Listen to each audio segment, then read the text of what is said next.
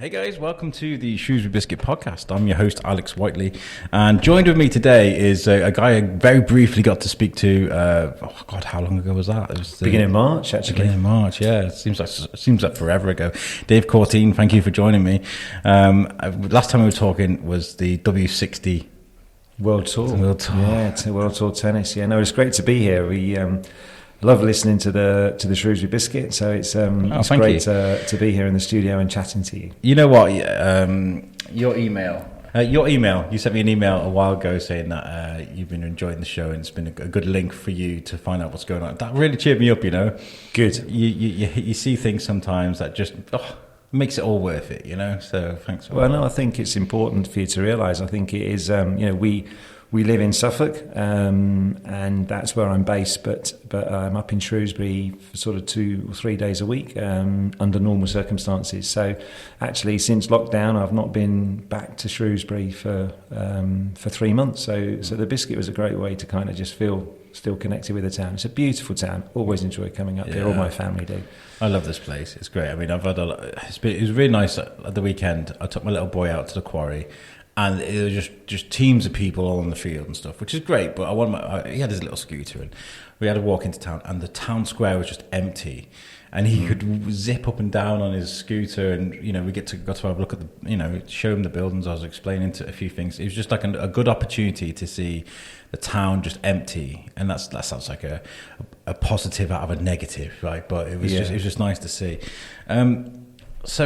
With everything that's been going on with COVID-19, I guess it's really affected you guys at Mosaic, like with all the clubs and everything closing. It was so we run health clubs and day spas. We've got 26 around the country, and the biggest one that we operate is actually here. The Shrewsbury Club is our biggest club. We employ 450 staff, and basically when Boris stood up on the 20th of March and said we needed to close at 10 o'clock that night, we went from being a £10 million turnover business to a zero turnover business in the space of his statement. So it's been challenging. 446 of the staff have been furloughed, and in many respects we're grateful for the government and the scheme that they've put in place, because it would have been horrendous without the furlough scheme. The furlough scheme has enabled us to sort of just survive, but we've got zero income. We've still got costs that we've got to meet, and we've been shut now for over 3 months. So it's been challenging, but we think we've got enough reserves in place that we'll come back, and we're hoping that that's going to be sooner rather than later. We're still waiting for an announcement. There's hints that it might be next month, but no, it's been really challenging to try and keep, I think, the teams motivated, to keep everybody sort of focused and upbeat in what's been incredibly challenging times for everyone. Yeah, I mean, the furlough scheme's great for people that are employed, but I mean, what about the top dogs, the investors, the people that run the place? Is there any help for them, for you guys? Well, I mean, so there's a coronavirus business interruption loan schemes, and there are things that you can put into the business. We took a decision. We've always tried to with our business that I think if you're in a position of leadership, you've got to try and lead by example. So I was one of the 4 people that's kept working, but I've reduced my salary to simply take the same as what I would do as if I was on furlough. So I'm kind of in the same position as everyone else in our organisation. I think, the interruption loan schemes we've finally been able to get through. I think there's been some challenges in terms of accessing them. I mean, we're lucky in that we own our property, that we actually operate direct. So it's the Shrewsbury Club, and we also run Homer Park, which is a health club and day spa just down the road in Hereford. So those are 2 facilities that we own, and therefore we don't have to worry about rent. So rent has been a real issue for so many people, because landlords are still wanting their money. So even though you've got no money coming in, you've still got quite a good money coming out. We've been able to pretty much get our costs down, not to zero, but around 20,000 a month, which for each business, which actually means that we can survive with the loan schemes that we've got in place. And one of the things that we're going to be doing with that money that we've got in through the loan scheme is actually reinvesting it back into the club to create at Shrewsbury. We're going to create what will be a really exciting outdoor exercise area, which I think will be great when we're back to normal, never mind under the current sort of social distancing restrictions, but it'll be particularly helpful right now. And we're also going to extend the gym so that the gym floor space is bigger, which again will allow us to for people to spread out and social distance. So, we've got to get those built, and that's going to take 10 to 12 weeks. But at least we've been able to get this money in from government, and hopefully it will reassure a lot more of our members that it's a safe place to come back to because there's more space and we're able to comply with social distancing. So I think, in fairness, there have been a number of things put in place, but when you've got zero income, it's just incredibly challenging, obviously, to just survive, because you can't get rid of all your costs. You can get rid of a lot of them, but you can't get rid of all of them. So it's quite painful, and we just need to get back and open. But obviously, it's got to be safe to be able to reopen. Absolutely. I mean, I was going to say, all this time, away from work, I guess you've had lots of time to plan, and this is where all these great ideas have come from, I guess. Yeah, you'd be surprised, actually. I mean, to be honest with you, it's just, I've been really busy. It's just, and I keep, it's one of my sort of throwaway comments to people. I've got no staff, I've got no members, and I've got no business, but I'm still incredibly busy trying to keep it going. So it has been tough. We've done a weekly call with all our managers, so there's been preparation for that, making sure we're giving them all the information. We've done a lot of things. We've done a lockdown Olympics, online games for all of our staff to kind of play and join in with. So there's been some work to do around that. And there has just been the whole, logistical planning of what we need to do from a cost control perspective initially. And we sort of had this particular sort of game plan to survive, if you like. So first of all, we had to focus on finance. So the number one thing that we needed to do was just control our finances and make sure that we limited the amount of things that we were spending out, controlled the cash that we had in our business so that we could survive. Second priority was staffing, because that's the people that we need to reopen. So we've done a huge amount of communicating with staff, of providing them with some ongoing training whilst we're closed, etc. Third thing is our members and our spa guests and how we communicate to them. So again, we've been regularly writing to our members. We've been providing online classes. We've been doing some stuff on social media and videos, and we've done the health club at home and all that sort of stuff. The podcast thing that you guys are doing, the Shrewsbury Club, that was quite cool. I really like the live live stream. We did some live quizzes, and we've done some classes live, and we've just done live chats, because, the great thing about any health club, but particularly about the Shrewsbury Club, I don't know why, there's something special about the Shrewsbury Club. It's just a great place for, it's the social atmosphere that makes the Shrewsbury Club quite unique, and the banter between members and between staff and members, and just the friendly atmosphere. There is something special. I felt that when I first went there, when we first got involved with it, and we've tried to really enhance that and work with that since we've been there. So, that's something that in lockdown we've really tried to work hard at. So, we've been doing some live streaming stuff and someone to keep people in contact. Yeah, I've been looking at your website, the Mosaic website, and just the frequently asked questions thing made me smile, because it's like, I've got a membership. What do I do? It's like, well, we're not going to take any payments. Well, we're not silly. You guys have seen the bigger picture. Look after your members, Yeah, no, absolutely. I mean, that was the first thing that we did, was we wrote to every member and said, look, we're shut, so we're not going to charge you anything. So your membership's frozen until we come back. And so it's been a busy time, actually. Just a lot of things to do to keep the online content going and to work out. I'm fortunate enough through a trade association called UK Active to have sort of been involved in advising government and working with government on some of the procedures and protocols that are going to be put in place so that we can safely reopen. So I've been quite involved with that, and hopefully that will come out and be announced soon, so that we're actually knowing exactly what we need to do to have in place to maintain both the staff safety and the member safety going forward. But I imagine it's I know a few fitness freaks out there. Some of my friends are really fit and active, and if they were if they're told they can't go to the gym, bank holiday or something is closed, they go nuts. So it must be driving a lot of people crazy. And Shrewsbury's a healthy town. I mean, you're constantly seeing people running, cycling, and so with it not being able to get to the gym must be driving a few people nuts. So I imagine. Yeah, and I think that's right. I mean, we've had incredible. The first online class that we put on had 874 people watching it when we put it on live on Facebook. I mean, it was we just couldn't believe the number of people that were on there. So.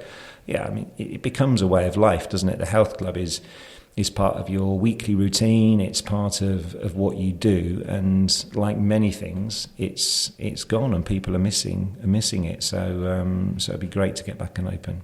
I mean, a lot of people during lockdown have gone into self-maintenance mode, and I've seen a lot of people just really work at getting fit. I've done the complete opposite. I've gone into hibernation mode, which is, it's definitely. Rose, thank you for joining us on the show. How has it been for you during lockdown? Have you been off school?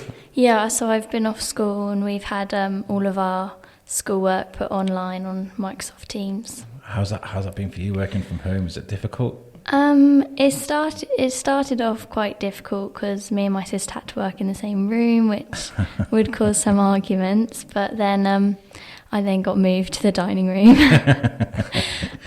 So yeah, overall it's been a different experience, and I've definitely learned a lot about how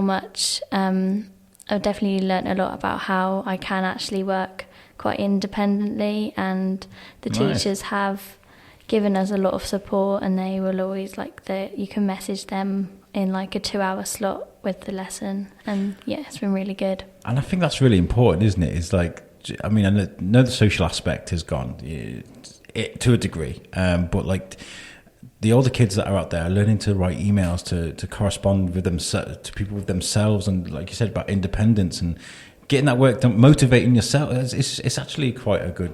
Yeah, I mean, we've talked about that as a family. I mean, we think that actually there's some real downsides, obviously, and not having the teacher time is a real challenge, particularly for a lot of kids. I mean, Rose is pretty good in terms of being self-motivated to get on, but I think some other kids, and certainly her sisters, probably found that a bit more challenging. But actually, it is good because it's learning, it's helping them to learn more of the way that they've got to learn when they get older, when they go to university. The style of which they're learning now is more similar to how you have to learn when you're at university. You don't rely so much on teachers and lecturers at university.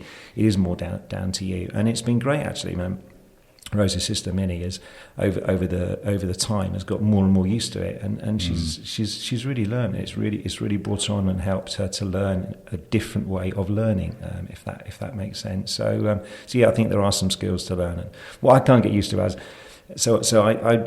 I was at school, etc., I'd be ringing up my mates and I'd have a quick conversation with my mates and then put the phone down, and that would be it, because I'm so old that there wasn't even mobile phones then. But Rose has a friend Eva, and they're just on kind of like FaceTime and just kind of doing their work, and I'll go into the dining room and not realise that Eva's kind of there and just kind of just at the same. Yeah, exactly. So that seems to be the way they are. So there's a bit of connection because they can do stuff together over FaceTime, etc. So. I think it's great, and I interviewed someone for another show I do last week, Dr. Joanna Dodd Massey, and right. She's works in the Hollywood corporate world, but she's a major in psychology, and she's written a book about generations and how generations can communicate with each other and actually work together rather than bash against each other. And I feel like there's always something that happens in the younger side of a generation that will go on to affect the way they live. I mean, like, for example, some of the younger millennials, or I guess Gen Z, we've seen like 9/11 or the recession, and it would have taught them to be a bit more resourceful and things like that. So I do wonder about this, whether that's going to make you and your people in your generation go on and be a bit more independent and more wary about social distancing and hygiene and things like that. So I think it's really fascinating. Absolutely. So what have you learned from this? Being around the kids whilst working and having to juggle things at the same time, being at home. Have you learned a lot? Yeah. So pre-COVID, my life was basically, during the week, was an awful lot of time on the road, travelling, staying away. I was staying in Shrewsbury 1 or 2 nights a week, and so family time was mainly limited to the weekends. And I think the biggest thing for me has been that every night we've been able to sit down as a family and have dinner together, and that's been, if there's one positive to come out of COVID, then for me that would be it. I think I've learned that it's really important. The routine is actually really important. So I struggled really early on to kind of get myself into kind of how is this whole thing going to work, and Rose alluded to the fact, as a family we sort of struggled. We had our different locations where all 4 of us were working, and it wasn't quite working for any of us. So we've now come up with a bit of a structure. So it's me and Millie are in the music room, Rose in the dining room, and Miranda, my wife, is in the sitting room. So we've all got our little areas, and that's kind of worked. And just getting a routine of getting up early, walking the dog, having a shower, sitting down at my desk at sort of 8:30. I've got into that routine, and that's really important. Having a routine and a structure to what's very different has been really important to me. So I think I've learned about the importance of structure. I've learned about the importance of well, I knew this anyway, but actually I've enjoyed the benefits of family time and us being able to have meals together and that sort of thing. So that's what's come out of it, and I think probably there are a few things that I'll do my best to do differently going forward when we can get back to a more original, normal lifestyle that we had pre-COVID. Yeah, I think it's going to affect a lot of things. I mean, it's hard to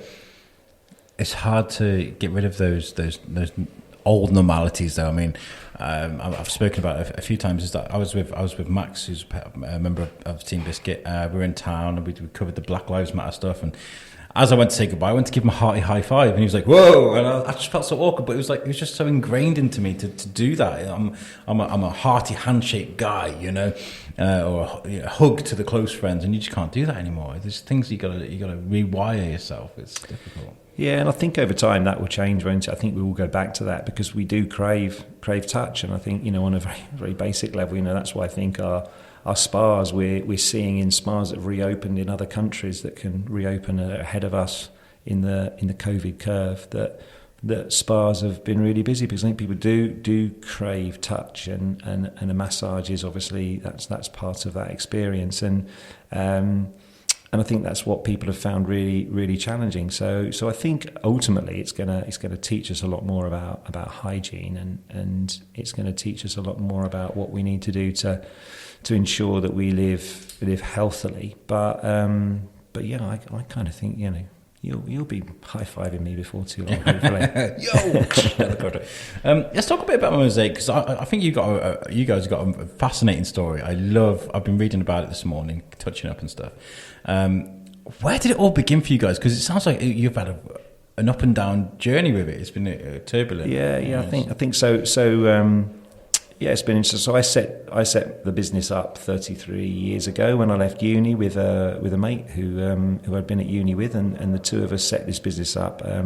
We just decided that hotels would want that had health clubs but didn't know how to operate them would want someone to sort of operate them for them. That was our principle, basically, to go in and operate some health clubs in hotels. And so we started that business 33 years ago. We set some golden rules. We're never going to borrow any money from the bank.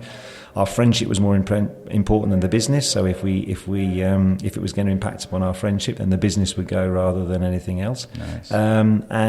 And we would do it until we stopped having fun. And we that was really important, that if we were going to set in business together, we wanted to have fun doing it. So, and I'm pleased to say, I mean, the bank thing went a bit out the window as the business went into different shapes. But the other two, Steve Taylor, who I set the business up, is still my closest, my best friend. And not every day, but we do still have some fun. But in that process, it's been a long journey. So we had it for 14 years. We sold out to a PLC. We became part of a PLC. We bought it back. We got some investors on board. We bought them back out. We got a venture capital trust on board, and we've just bought them back out. So we've kind of gone through a number of sort of structures as we've tried to control the business. But it started with 3 of us and 1 site, and we're now 25 sites and 450 staff. So it's been a fun journey. A lot of respect there, and absolutely, I love people that have gone on and just made what with their bare hands, made something. That's an inspiration. What's the market like for health clubs and spas and things? Is it something that fluctuates, or is it something that's quite steady? Because you've made so many changes to your model and things like that. Yeah, I mean, the main model that we do is we operate health clubs and day spas in hotels. We started just in health clubs. So the first big change was incorporating spas, which have become a big part of the hotel offering now. So that's a big part of it. So that's one change. I think though, what I've learned, we've been through 3 recessions now whilst we've been in business, is that in a recession, people want to be able to look after themselves. They actually see that as being a really important. I need to I can't afford to be in a recession. I need to be fit and healthy. So a health club and a spa usage and membership has remains pretty consistent in difficult financial times. So we've not been challenged by that as such. the industry's gone through a number of different models, and we've kind of always focused on just being really friendly. That's the thing. We can't control the facilities we operate because those facilities are owned in a majority of cases, not in Shrewsbury, but in the majority of cases by the people, by the hotels. But what we can control is how friendly everybody is. And so we've worked really hard with our staff on the way that we train them to provide great customer service and create a friendly atmosphere. That's been the thing that's tried to be our point of difference. I think I have to say, what's happened now is probably the biggest threat to the health club industry and to the spa industry, certainly in the 33 years that we've been in it, because there is this whole element of social distancing, and people are concerned about whether health clubs are a safe environment, and actually, they are. I mean, I've got a friend who runs 2 big hospitals in East Anglia. He's the chief executive officer to the hospitals. I was talking to him about reopening, and he's a member of a David Lloyd club near where we live in Suffolk. And his actual quote to me was, he said, "I couldn't believe the cleaning protocols that the gym had in place before he said it was shut down." He said, "To be honest with you, I'd have done surgery in that gym because it was so clean. We'd done some minor surgery." So I think COVID can't be caught through sweat. That's one of the things that the sort of the myths that's out there, and the risk is around touch points and around putting your hands and nose to your mouth to transmit the virus to you. So, there's no more risk of getting coronavirus in a gym than there is in a shop or a restaurant or any other enclosed space. And we just need to focus on making sure we've got the cleaning protocols in place. But having said that, 50% of our members across all our 25 sites are over the age of 50. That's the age group that's particularly affected. And people understandably are scared by this thing, because even the scientists are saying, we don't understand this virus, we don't know anything about it. So understandably, this is without doubt going to be a real threat to us as an industry, and it will be interesting to see when we are allowed to reopen. I think some of our hotels will probably choose not to reopen, and I think we will. This is going to be the biggest threat that we've had to ourselves as an industry and us as a business in the 33 years. So we're not underestimating how much hard work we've got to put in now going forwards when we can reopen to make sure that we can do that. And all we can do is just put the message out there and reassure people that we're doing everything we can to minimise the risk. It's leaving people to their own devices, and some, like you said, some people are scared. So tourist attractions, shops, charity shops even. I mean, charity shops are usually buzzing with older, more vulnerable people. Yeah, that's going to change. There's certain parts of the of many industries that's going to be affected after COVID-19. Because of the fear, mainly. So this outdoor. Let's talk about the outdoor workout space you got at the Shrewsbury Club. What's going on there? Well, so there's a great company that we found that's Shropshire based called Beaver Fit. And they basically do a lot of work for the military, but they create and convert shipping containers into effectively small, tiny gyms, which would be sort of like your battle style, your boot camp style gyms. Wow. So the ropes, pulleys, the boxing gloves, those types of things. And they basically convert these containers, and then they go and put them in various different locations. So we've come up with the idea, we're going to create the base, as we're going to call it, which will be an outdoor area. So we simply put down a hardcore ground areas where we've got some space outside. We're going to put some proper gym flooring over the top of that. Then we sit these 2 containers. We're going to have 2 containers, and then they put a canopy between the 2 containers. So we're going to have a 12-metre canopy between the 2 containers. There'll be, as I say, the various different brackets and ropes and pulleys hanging off the containers, and then we can do a whole raft of different outdoor classes, ranging from our mummy fit classes, which we already do outside anywhere where new mums can exercise with their babies in the pushchairs, etc., and through to sort of the more boot camp type stuff. And we're going to do some kids activity out there as well, because I think that'll be great. So, and obviously still the risk, because there's touch points, and touch points is where we would pass this virus on.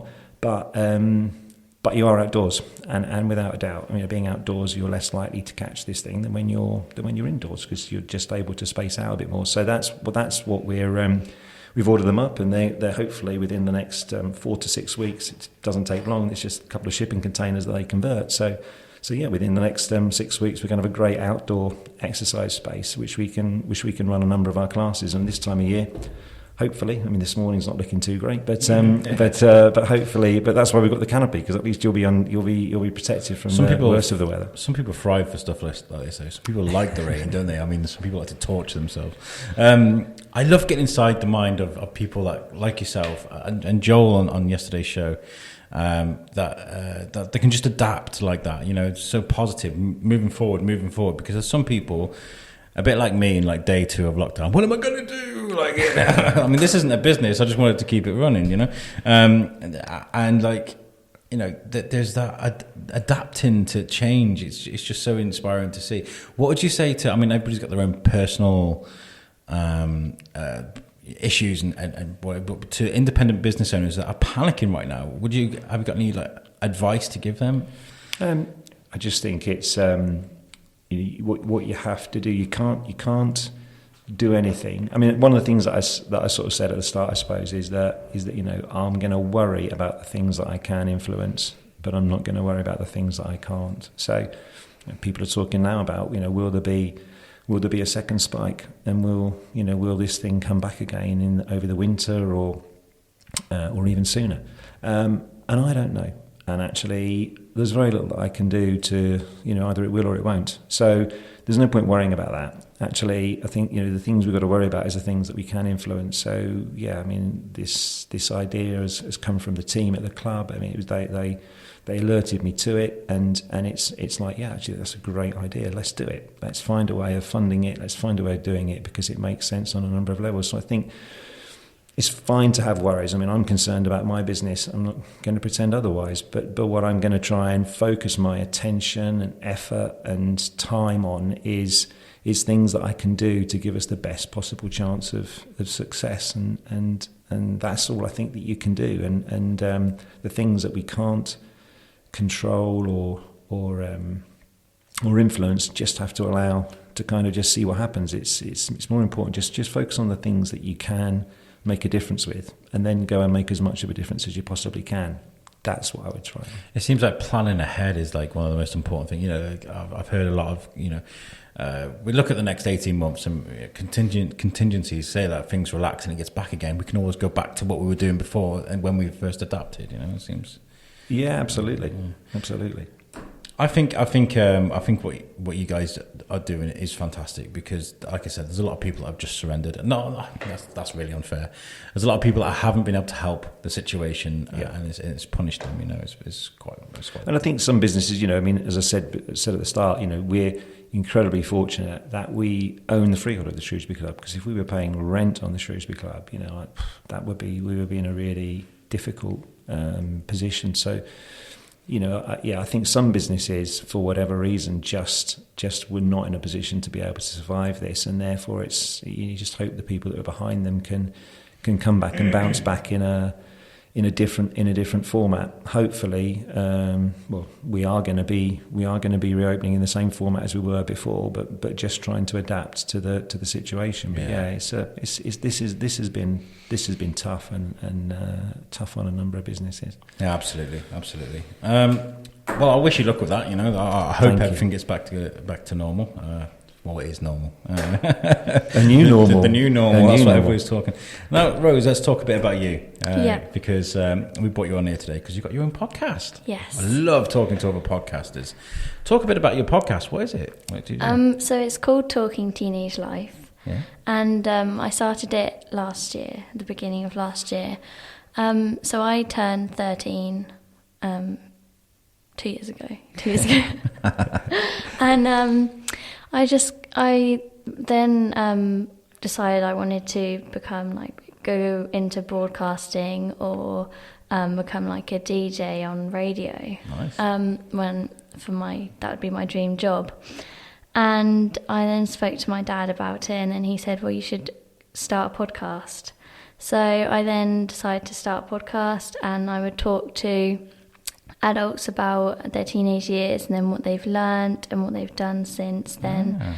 And then how I can then live like the best teenage years possible, because it's quite a big part of your life that might have a lot of influence on what you do next. That's a really interesting concept. I really like that because we were just talking about the generational gap, and like there's a lot of youngsters that are like, oh, you know, you hear okay boomer a lot, you know, all these kind of things. And it's nice to see you trying to bridge that gap, because like we were saying, a lot of different things happen to a lot of generations during their teens, and you're trying to investigate that, right? Yeah. And what have you found out? Most common things that you come across? So lots of people just say like, just enjoy yourself and like just do whatever you enjoy, and some of the others have been like, just be friends with everyone, make good contacts with everyone.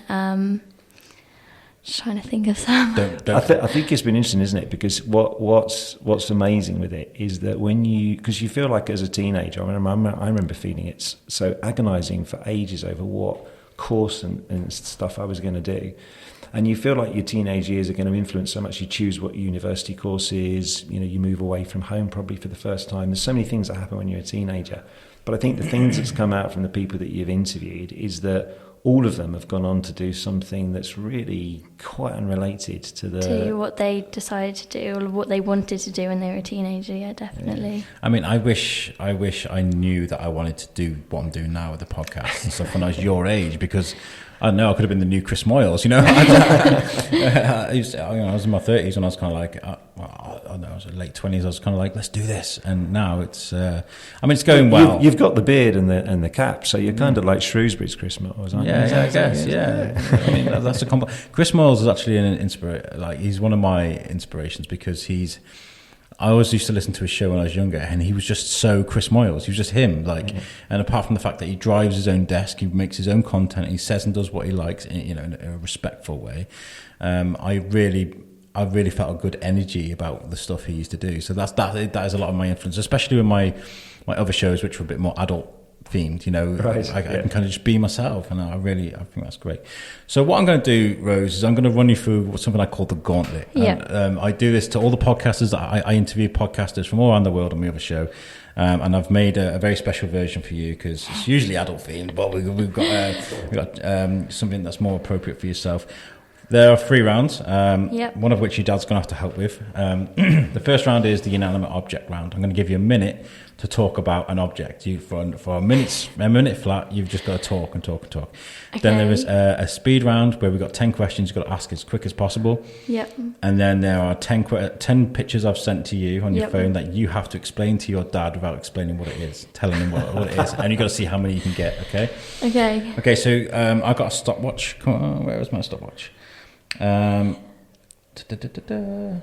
we were planning to do with this was podcast. We were going to call it Pod Stars, and get podcasters from around the world, and get our listeners to score them, and then at the end of the year have a Pod Stars champion. But trying to get people to interact with a podcast at the moment is like trying to, I don't know, it's impossible. It seems impossible at the moment. But, okay, let's get a minute on the clock. Okay, your inanimate object to talk about for an hour is... For an hour? An hour, sorry. A minute is this. On your marks, get set, go. Okay, so it's a rubber duck. You can put it in the bath. It's yellow. It's a creation of an animal that lives in water, or you see them in your ponds. It has an orange beak. It's a yellow body, has some wings. You can get lots of different ones. You can get like ones dressed up as people with jobs. You can get Christmas ones. You can... The fur to tell. Get any more? Is that it? That's it. I can't think of anything else. That's not too bad. It's a really difficult thing to do. And I used to, when I was younger, I was in the cadets, and I used to teach cadets how to teach. You know, and I'd say, talk about this pencil for a minute, and you'd stand them up in front of people, and you make them do it. And it's one of the most difficult things to do. But it's the turning point for that was it's made of an animal you see in your ponds, and that's where you switch it and you can add on to it. That's really good. Well done. Well done. Now the speed round. 10 questions. Again, a minute on the clock. Don't know. We don't have to take the full minute, but on your marks. What's going on here? Get set. Go. Your first memory of a pet? A cat. My cat scratching my sister. Your favourite movie category? Rom-com. Rom-com. Your favourite cartoon character? Probably Tom or Jerry. Yeah. And your favourite thing to eat? What's your favourite food? Fajitas and falafel. One unpopular opinion?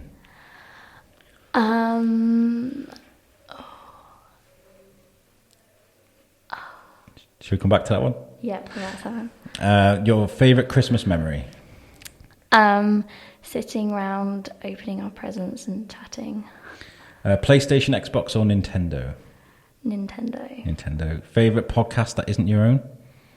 The Katie Piper's Inspirational People one. Nice. And one guilty pleasure?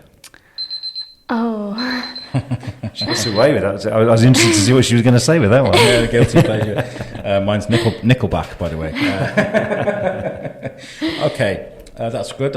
On to the last round now is the pictures that I sent you. Yep. Okay, I'm going to get them up on mine as well so I know what I'm looking at. You've got to explain to your dad what these pictures are in any order. Okay. And we've got to see how many you can get. We'll do 2 minutes on the clock for this one because it takes a bit longer. If you can beat 2 minutes, I'll be super, super impressed. Where are they? Okay, on your marks, get set, go. The actor who played Smithy in Gavin and Stacey. James Corden. Yep. One of the apps that Millie wants for her birthday. Oof, there's so many. Instagram. The other one. Snapchat. The other one. Facebook, Twitter. Like a clock. WhatsApp. No, like second hand. What does that do? TikTok. Yes. He had 6 wives. Henry VIII. Yes. Nice. You saw him win Wimbledon. Andy Murray. Yeah. A little green man. Little green And man. Alien. From like Ireland. Oh, Leprechaun. Yeah. Nice. We bought like a souvenir from the Olympics. It's red. Is it? London. You know, we see Towel. around London. Bus. Yes. Yay. Yellow flowers that come out in spring. Daffodil. Yep. Nice.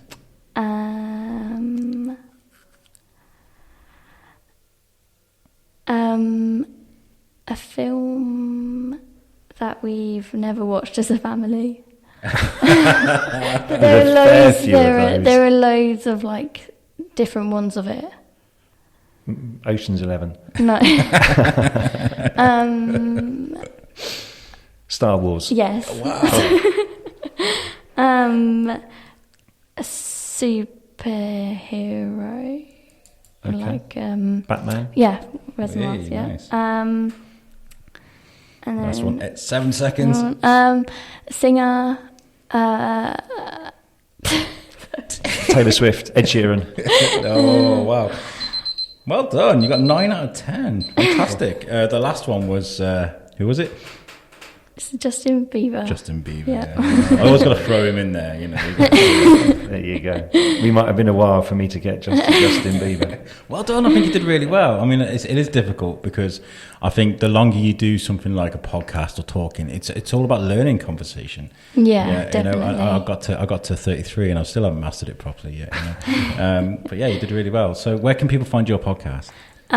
So you can find it on Spotify and iTunes and all of the usual podcast providers, and also on my website, which is on www.talkingteenagelife.com.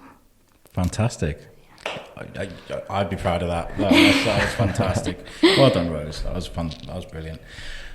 So this was ace. Like, I really enjoyed talking to you. It's been great fun. Yeah. I hope that come, obviously summer's getting on now, but I mean later on in the year things pick up for you, because I know High Five Tennis have opened up again, so there's tennis courts open across the country. Yeah, no, that's right. So we've opened our outdoor courts at the Shrewsbury Club, so just to members, and it's free because the club's not open itself, the club building's not open, and we can start doing coaching as well. So just like the High Five boys, we've got coaching going on with 5 as a maximum in any group. And it's been really interesting, because one of the things that we found is that we started Tennis Express. Tennis Express is a course for people that maybe picked up a racket when they were at school but haven't played for absolutely ages, and they want to get back into it as adults. And so we thought we'd run one of those just to see if there's any interest. But I think because people are struggling for doing any other forms of exercise, so we've now got 6 courses that are all fully booked up of all people that have picked up a racket. So that's been great. So yeah, the outdoor courts are open, and we're able to do that. So yeah, hopefully we'll get back and open. And of course, when we met last time, it was to talk about the ITF World Tour. And yesterday they've just announced that they're restarting the tennis tour from. No, that's what I was going to ask. It's like football's back now, so why can't tennis come back? Football's back, obviously, which is great for those of us that love our sport. No spectators, which is all a bit odd. But I think so. We're just waiting to hear. Really, we as you know, we have these 2 World Tour events that come to Shrewsbury: the women's W60 and the men's, which is the M25. The women's was supposed to be in March. That's why we got together, because you were going to come and be. You were going to have your podcast studio remotely at the club and kind of talk to some of the tennis stars, which would be great. The men's is due to be in September. We kind of thought up until yesterday, I just didn't think we had any chance of running that. But maybe now they're starting this, because they're starting tennis again from August. So we need to just wait and hear from the LTA and the ITF as to what their plans are, and whether we'll be able to do that. For us, it's critical that we can have people watching it. But there's that, and the W60 provisionally was rescheduled for soon after that in October. So we'd love to get that back. Obviously, it would be great for the town. It brings so much coverage to the town. It's live streamed and it's on the BBC website. So it's great coverage for promoting Shrewsbury. And we'll just have to wait and see what happens. But we'll be working hard to do that kind of an event again, to bring the profile and prestige to the town, but it's got to be done safely. And I guess travelling is one of the main things as well. Getting someone from America or from Australia, or I mean, right now it's just impossible, because obviously the quarantine, unless they give some special exemptions, obviously you're not going to get players coming over here when they've got to go then into quarantine for 14 days. So we've been the LTA have been great. They've been talking to us loads. They're really keen to try and do something at Shrewsbury. If they possibly can, and we just have to keep our fingers crossed and see what happens over the next couple of months as to whether we can bring that back. But if we can, then hopefully we'll have a chance to meet up again and kind of get the Shrewsbury podcast involved with that. I'd love that. Whenever I talk about how COVID-19 affected us, I'm always like, the W60, man. That was our big. We were gonna. I was really looking forward to that, and we missed out on an opportunity as well, because one of the players that was coming over to you, and I forget her name, so I do apologise. My co-host from my other show, Tom, his wife knew one of the young players in Vermont that was going to come over. Right. So we were going to schedule like an interview while she was in America, cover her sort of like her journey, and then maybe meet her at the tournament. It was fantastic. Like, behind the scenes, I was kind of like putting this thing together, and then obviously it never happened. But that was like, maybe it can happen again. Yeah, sure. Was that because there's a British player that lives over in the States? Was that Katie Swan, or can you not remember the name? I can't remember the name. I know she was up in Vermont. So it was his wife, I can't remember the name. Convoluted connection, but those sorts of things are great. I mean, you're right. I mean, we literally last year we had somebody that did come over from Australia to play at Shrewsbury, which is just amazing, isn't it? So, and actually got through to win the doubles, so made the journey worthwhile. But yeah, we literally do pull people in from all over the world to this event. They're players that some of them are in the top 100 in the world, so it would be fantastic if we get them, but I don't, it would worry me to put the event on and then not being able to allow anybody to go and watch, because that's the whole purpose behind it. So we need to have a think about what happens with this behind closed doors kind of ruling, because I think for us as a club, it would make life incredibly difficult to run an event but not allow anybody to be there watching. I mean, how are you going to pay for it without any gate receipts? This would be crazy. Yeah, I mean, it's the funding of it is challenging, and we require an awful lot of sponsors to make it. to make it viable, and so we had them all, and they're all lined up, and some of them have paid. So that's again another reason why we want to make sure that if we do it well, so that we can reward those sponsors that have stood by us and continue to support us. So not least Bludgeon Motors and Citroen, who are the headline sponsors and who put a significant amount of funding into.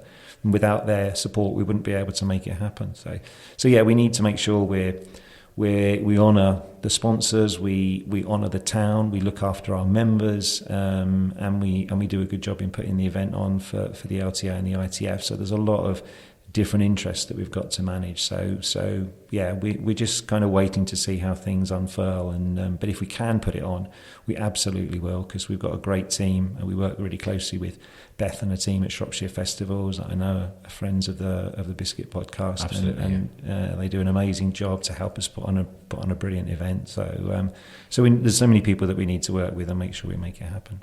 Well, I hope so too. And you obviously, it goes without saying, you have to support the Biscuit.